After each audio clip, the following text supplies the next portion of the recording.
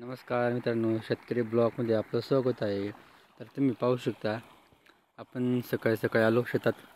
आल्यानंतर मोटर चालू केली. मोटर चालू केल्यानंतर डायरेक्ट आपण आलो आणि कांदा रोपाला पाणी भरायला सुरुवात केली. तर पाहू शकता तुम्ही 3-4 सारे भरले गेले. आता एवढं बाकी मित्रांनो. आणि आज सकाळचा एकदम सकाळचं वातावरण पाहू शकता. आणि सर्व शेतकरी मित्रांना शुभ सकाळ.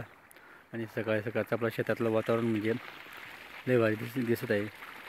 आणि हा आहे बाजरी पीक. पाहू शकता तुम्ही, बाजरी पीक काय एकदम पिवळं पडलेलं आहे.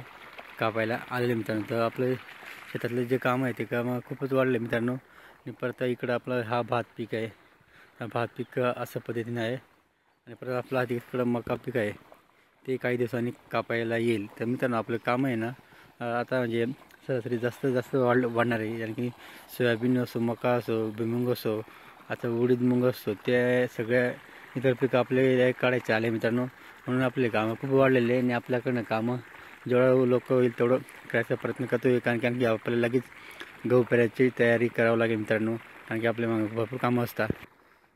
कारण आपले गहू पेरायचं सीझन सुरू झालेलं आहे असं समजून घ्यायचं. कारण की आपल्याला हे वावर जे भरलेलं आहे, आपलं वावर परत आपल्याला खाली करावं लागेल. आणि खाली करून लगेच त्याच्यावर आपल्याला मशागत करून म्हणजे आपल्याला गहूसाठी वावर तयार करावं लागेल मित्रांनो. जसं आपण कांद्यासाठी रोपसाठी वावर तयार करून कांदा रोप टाकून दिले, तसं आपलं कांदाचं जर लागवड तिथं लेटर जातो. पण आपला जे आहे हिवाळ्या हंगामाचा पीक म्हणजे कांदा पण असतो, परत गहू पण असतो. त्यामुळे गहू हरभरा असतो मित्रांनो. तर गहू हरभऱ्यासाठी आपल्याला वावर खाली करावं लागेल.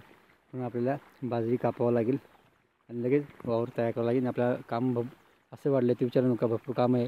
तर काम आपल्याला नाहीतरी 12 महिने शेतकऱ्याचं काम असतो. काम कधी बंद पडत नाही मित्रांनो.